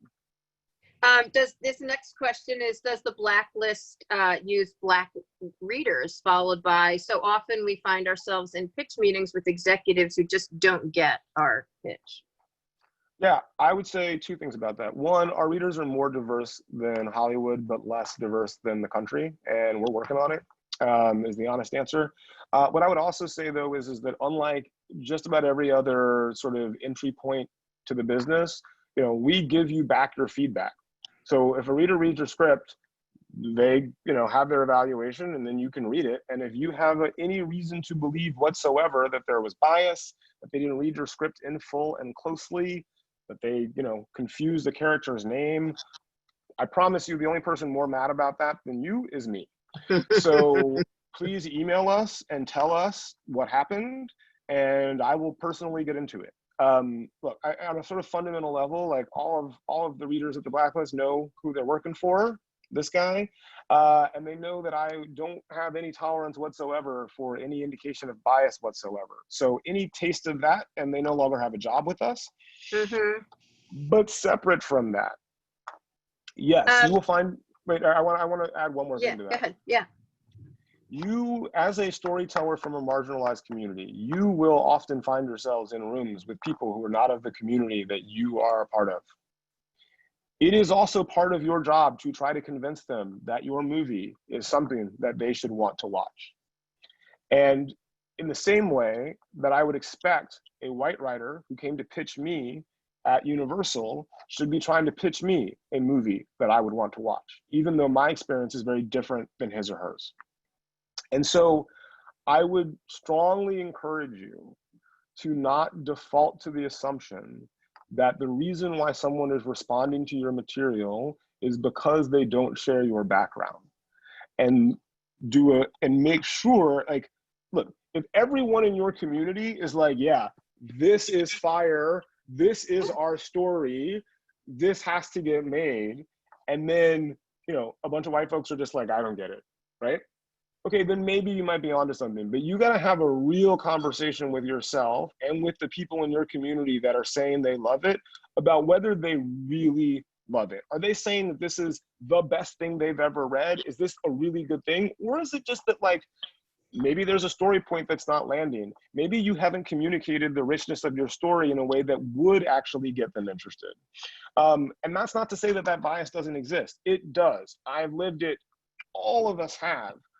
But I strongly encourage you to approach storytelling as, I'm going to make this so good that even the most look, there are a bunch of racist people that love Black Panther, right? Like, there are people out there right now who are waving Confederate flags who had a good time in that movie. You know how I know? The movie made $1 billion. There aren't enough not racist people in the US to cover all of those ticket costs. So that you can, if you are making a story that is emotionally compelling, you can get a long way, even with people who are predisposed not to like your stuff.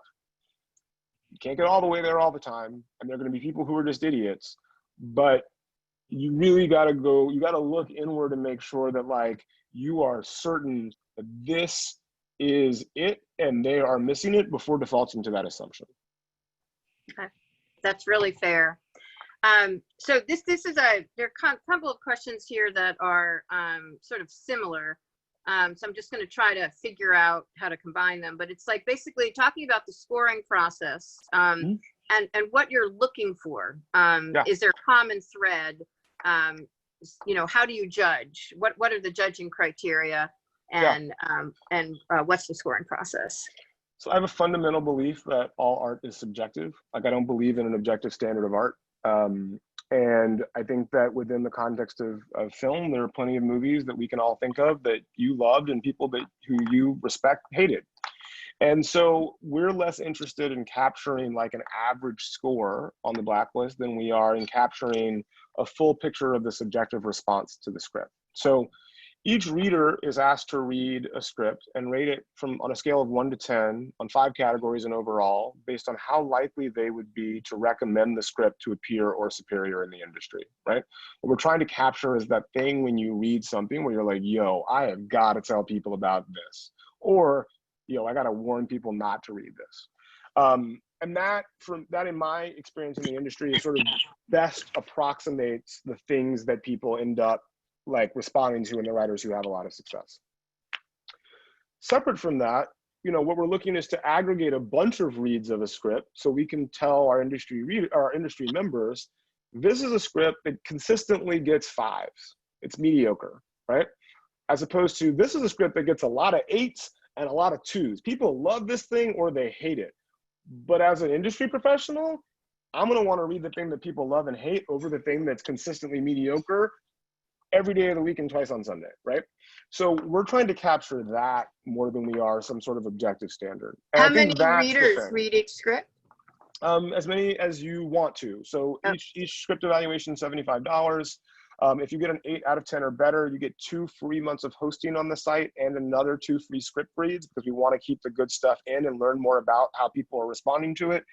And you know, we've literally had a reader, we had one writer upload their script, pay for 1 evaluation, and I think I had to call him at like 35 evaluations and be like, I'm out of readers for your genre, man. As we have more readers, I will let them read it, but I'm sorry, wow. I'll let you host it forever for free.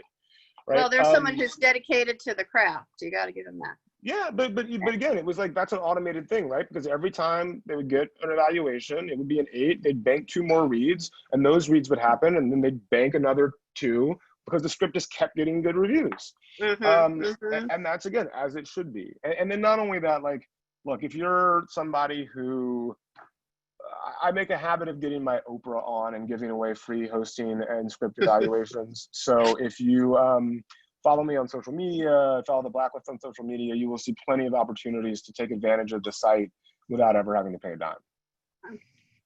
Do you, when deciding what makes the list, do you take into consideration, what do you take into consideration? Diversity in characters, cost of the movie, or is it just purely creatively, is it a good story?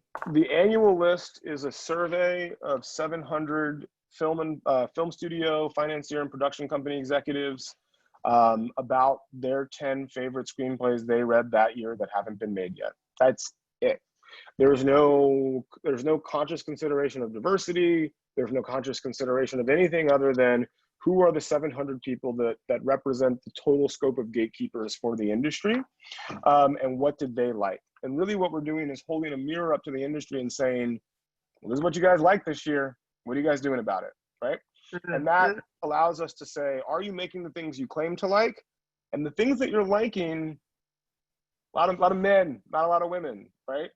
Interestingly, those numbers have gone up dramatically each year for the last 5 years, the number of women. And we're getting, I think we were at 40% or 35% of the scripts on last year's list, I believe, had at least one co-writer who was a woman.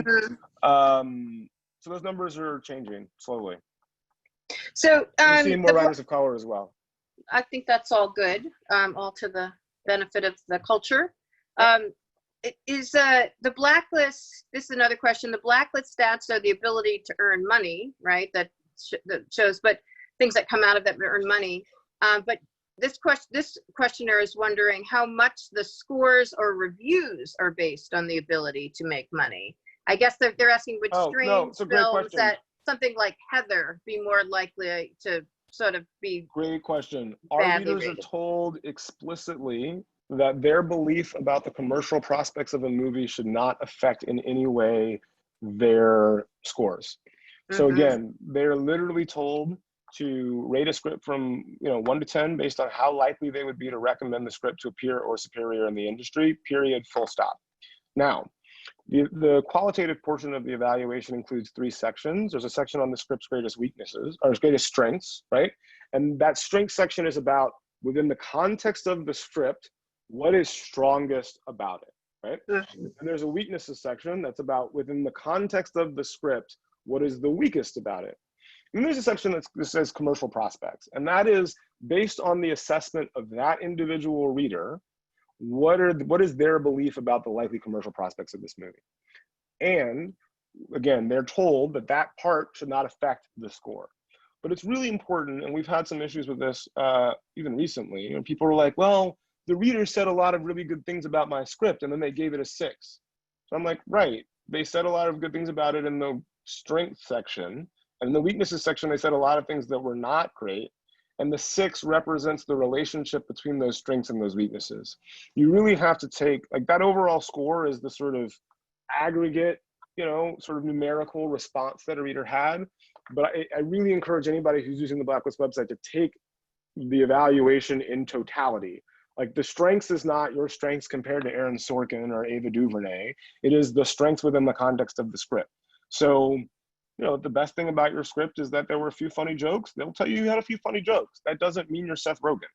And I think that there has been historically some confusion about that. Another person asked, what stage of the screenwriting process is best? I mean, how developed should it be? Is a first or second draft too early? Great question. You can submit your script whenever you want to, whatever stage it's in, as long as it's a finished script. That said, it does cost money.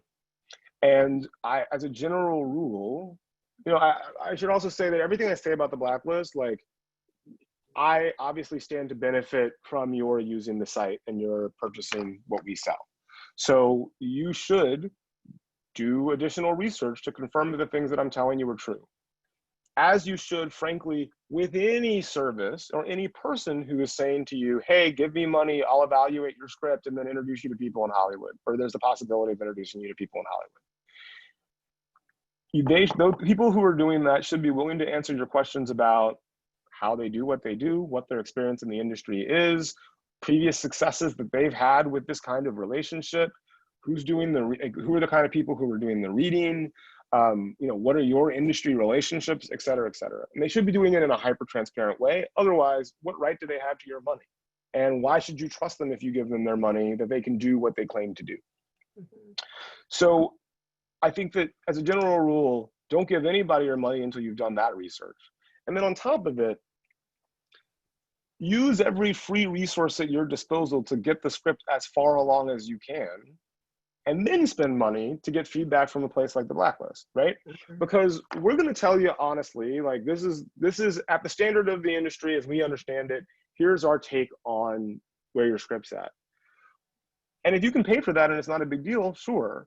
But if you can't, or even if you can, there's no harm in taking it as far as you can go, where you're like, this is my best attempt. I've done everything I can. Now let me see where I am compared to this standard, and pay for feedback that will allow me to then move forward and try to get it there, right? So that's sort of my general attitude about the money of it all. But yeah, look, there's a long history of people sort of operating in this space in Hollywood in ways that defy logic or ethics.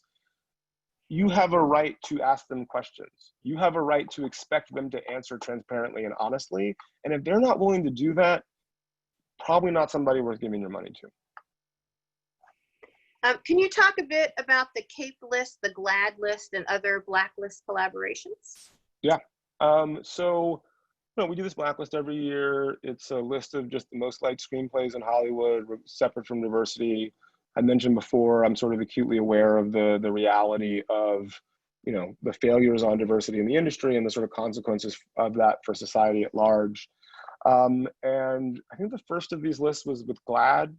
They wanted to put together a list of LGBTQ plus scripts that the industry, they could point the industry to when the industry was like, we'd love to make more movies like that, but where are the scripts?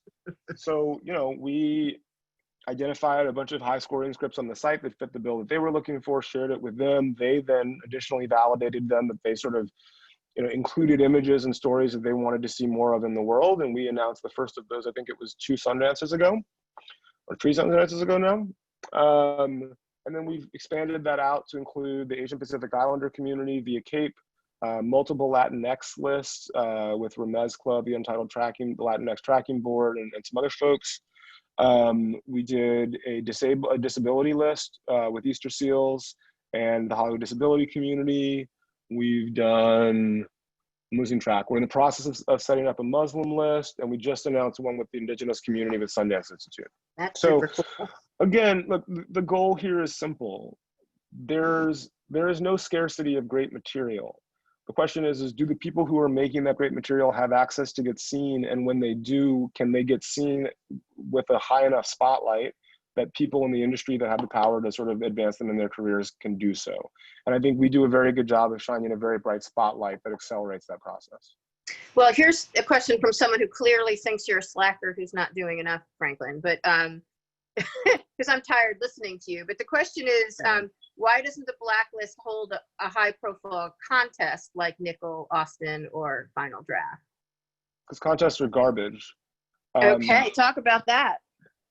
Why would we? I'll put a very fine point on it. A contest asks 7,000 people to send in money and their script to find out 6 months later whether or not one of them won an award. In that 6 months, the Blacklist will host more scripts. Well, in any given year, we host more scripts than any screenwriting competition has ever had in any single year ever. But in those 6 months, we will give back to writers who submitted to us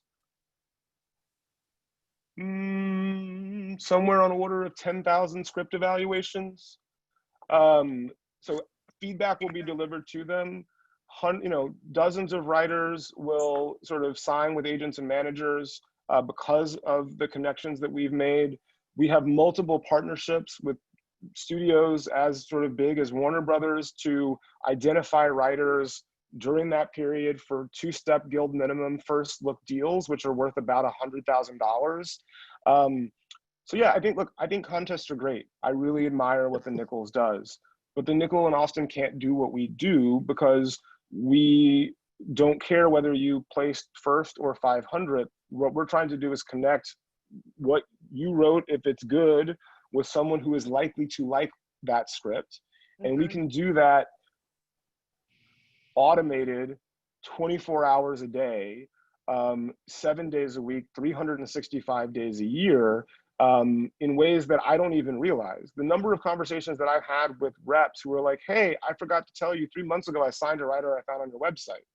Or, oh, I forgot to tell you we're making this movie with New Line. I found the script on your website, right? That's not me doing that. That's not me putting out a press release saying this person won our contest. That's not me putting a check for $20,000 in one person's pocket. The ecosystem that we've built does that on its own and connects people to people who will hire them and people who will represent them to sustainable careers. That's the actual industry, not a cottage industry that, tells everybody, hey, everybody look over here once a year. Are the award-winning screenplays that came out of the Blacklist centralized on the website to be read? No, we do not share screenplays with anybody without the explicit or implicit permission of the writers who wrote them. So when we put out the annual list every year, we just put out title, author, logline, representation, producer, and studio information. And then it's up to people who, who want to read the scripts to find them. Usually within the industry, you call the agent, they send you the script. Very often now, some industrious assistant will gather them all together and make them all available, but we do not without the permission of the writer. Are you accepting nonfiction pitches for like documentary, or that's not your thing? Yeah, you're about the written word. I love documentaries. They are very much my jam, especially in the evening when I have nothing else to do. But no, I think that I don't understand the marketplace for that stuff as much. And, I think that, our business is scripted television and film. What do you think is the most over exhausted screenwriting trend or writing trend that you think? Where do you think, where would you like to just say, I'd like to never see that again? I think writers trying to write something better than the worst thing that came out the previous weekend. I think that like, you're not going to succeed in this business by writing something mediocre, right? And it's very easy to say, well, that movie was terrible and that writer got in. Well, okay, maybe, but I'll bet that writer got their rep with a script better than that crappy movie. And I'll bet the script for that crappy movie was better than the movie before it got made. And it doesn't matter whether they did or not, you're still on the outside and need to break in. And the best way that you're going to do that is with something that's face meltingly good. So writing the 800 millionth retread of Taken is not likely to distinguish you from the 18 other scripts that someone's trying to read over the weekend. So my biggest thing would be like, go big and try to stick the landing. Are there any avenues to cut the middleman and meet directly with producers and production companies? Is there, I mean, I know you talked about the value of a good rep, and I agree with a lot of what you said but do you think that there's a way, what avenues are there to cut that middleman?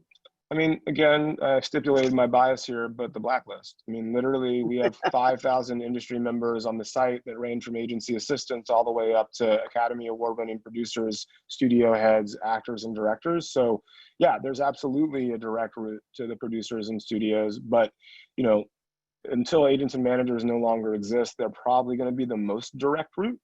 And you can take advantage of both simultaneously, right?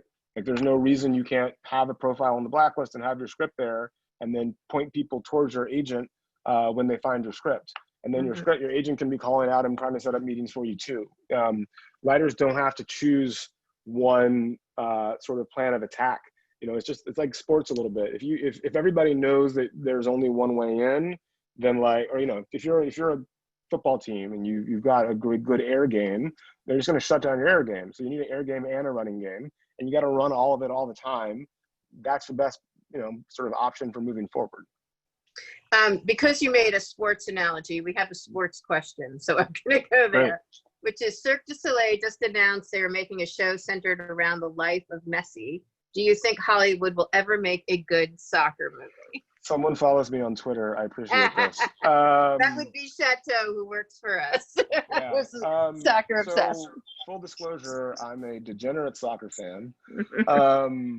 Truly, I watch way too much soccer. I didn't know about the Cirque du Soleil Messi news, but I find it very intriguing. I will have to hit up Google as soon as this is over to find out more. It's interesting. I don't know why Hollywood hasn't made a good soccer movie yet. I think that some of it is just sort of America's attitude. Hollywood is America-centric. We have a crappy national soccer team. It is what it is. I think that, soccer's become infinitely more popular just in the last 20 years in the US.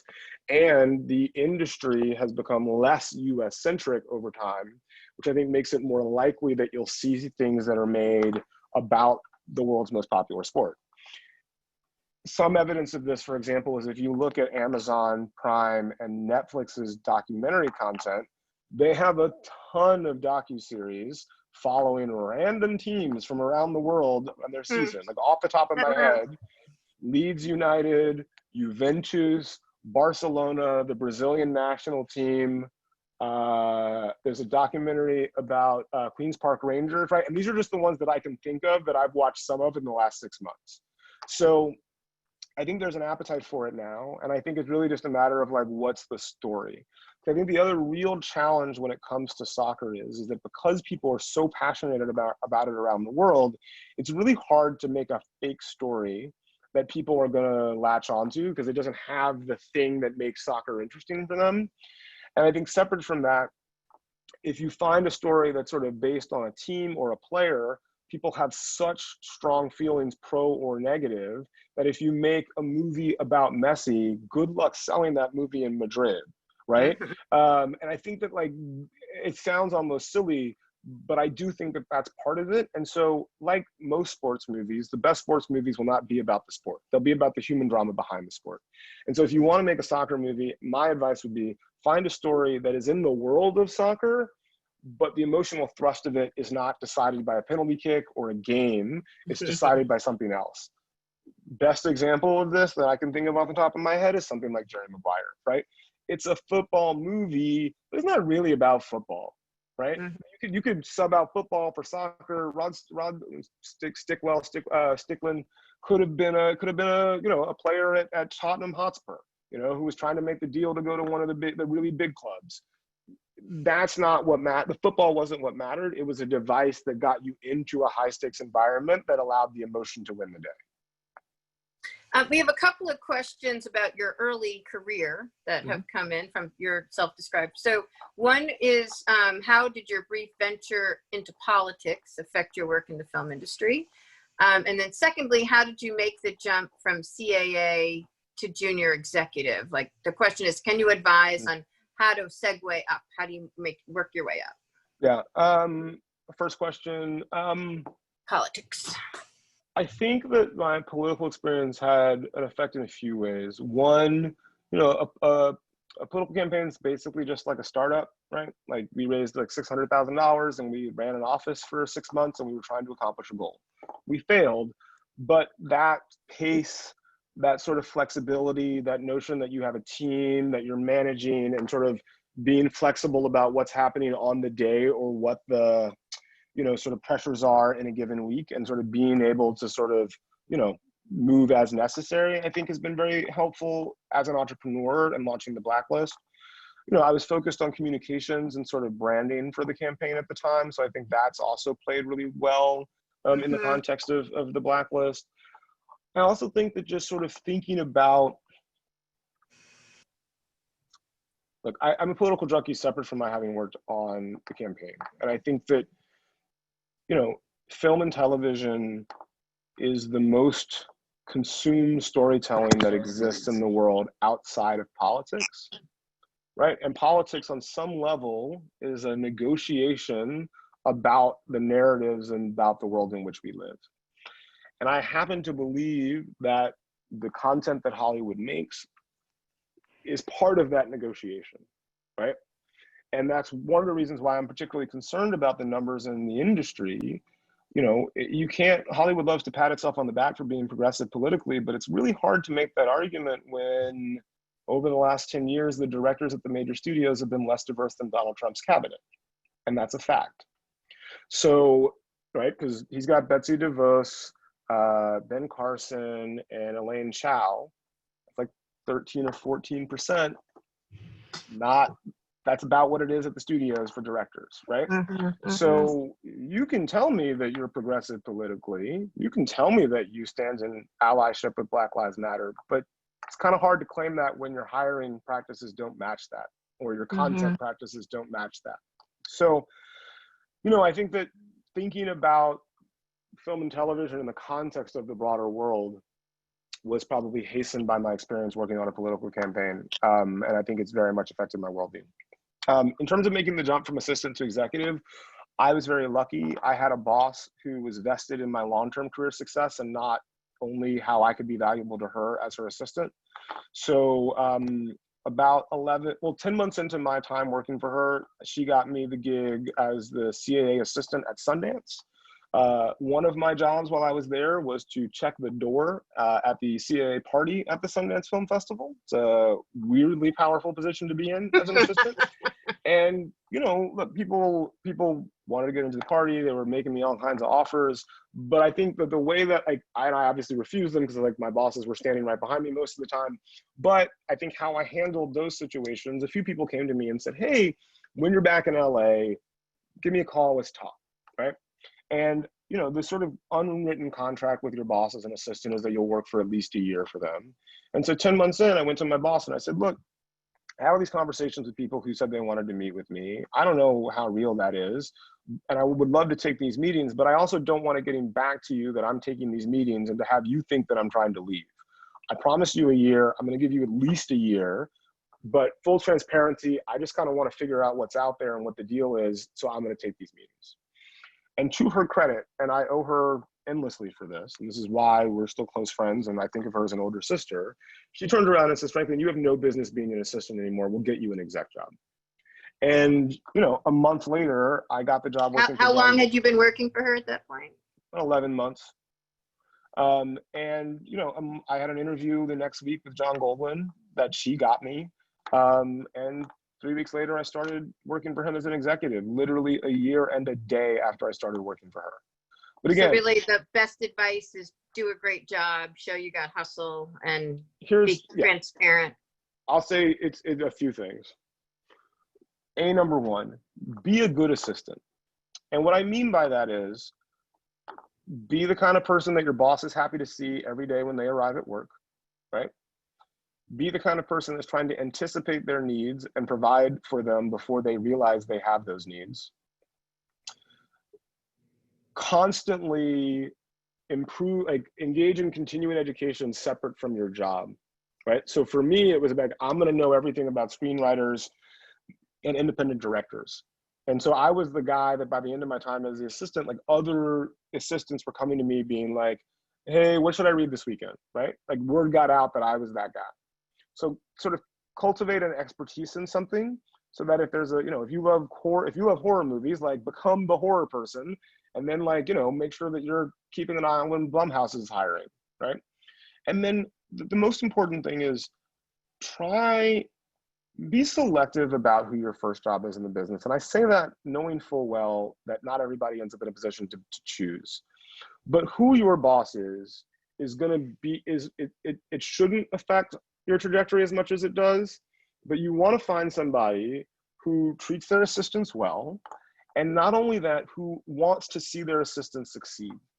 And the best way to find that out is to ask them during the interview process, hey, you know, can you tell me about the career paths of your other assistants? How long did they work for you? What did they go on and do? What go on to do? And then when they offer you the job, say, hey, would it be possible for me to talk to one of your former assistants so I can learn how to best serve you? That information will tell you a lot about whether you want to work with somebody. Twofold. One, if they refuse to talk about it, there's a reason why.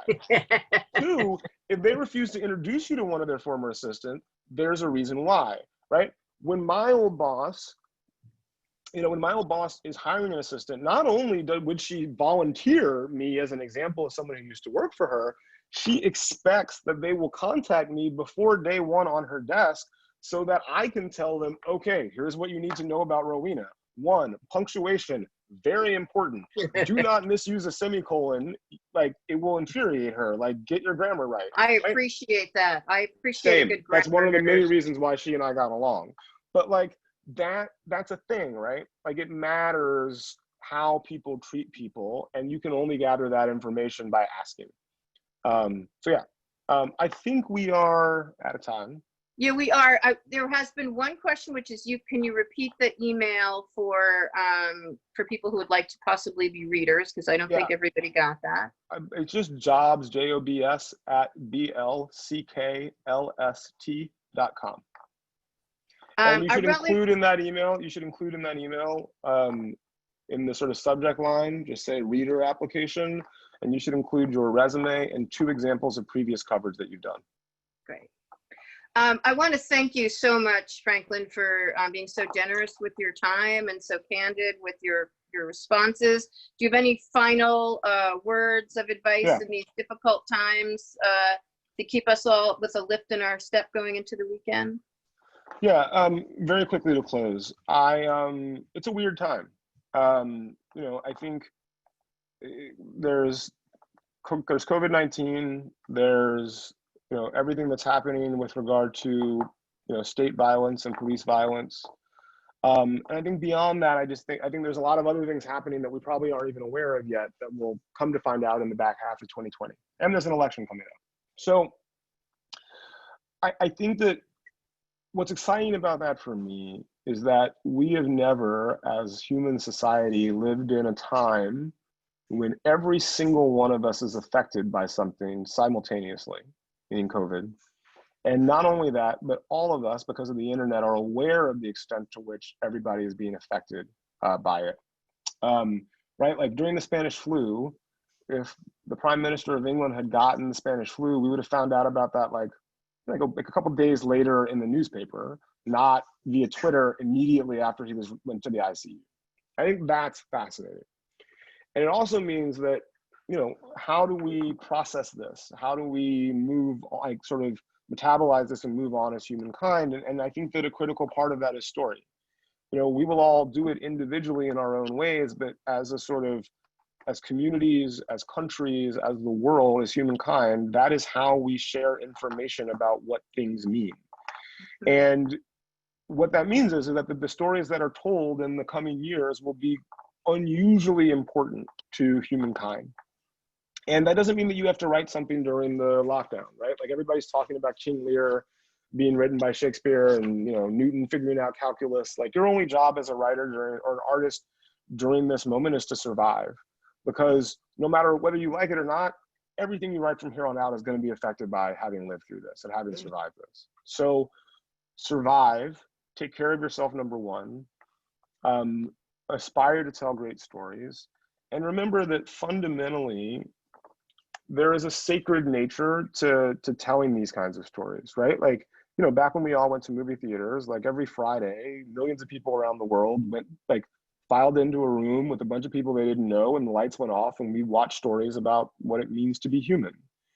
And 2 days later on Sundays and on Saturdays, people roll into a bunch of other rooms with a bunch of people they don't know, and they hear a person talk about what it means to be human in a church, in a temple, in a synagogue, in a mosque, wherever sort of religious ceremony you go to.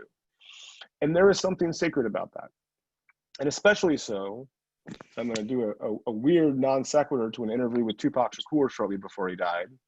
He was asked, you know, will your music change the world? He was like, look, that's kind of a dumb question, but I can tell you this. My music will change the minds that change the world. Like, I don't know what's going to happen, but I know that if I tell people that the world is dirty, maybe someone will clean it up. And that doesn't mean that you have to make serious dramas. That doesn't mean that you have to mine your own emotional trauma to try to get people to change the world. It just means you have to share with the world your point of view on it, knowing that the people that see what you make are going to go out into the world having internalized that point of view, and they're going to think of themselves differently, and they're going to think of other people differently, and they will treat people differently because of the stories that they've heard from you. That is power. And fundamentally, what that change is and how you've affected each of those people, you will never know. But even if your movie makes $1 million in box office, that means that 100,000 people or more watched it in the theater and had their worldview changed by a story you told them. The aggregate response, the consequence of that in aggregate, amplified by the ripple effects of it, inarguable.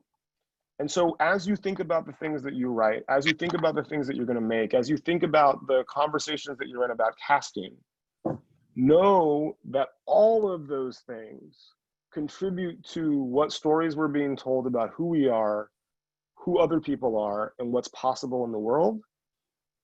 And that's kind of what we do here in Hollywood. So best of luck with it. You know, if you have questions about the Blacklist, I'm on Twitter and probably way too often. So I'm happy to answer the questions people have there too. All right. Thank you again so much. And for everyone who joined us today, thank you so much for your participation in the NYU Discovery Sessions, and peace out, everybody. Stay safe, stay peaceful. Bye, everybody. Bye.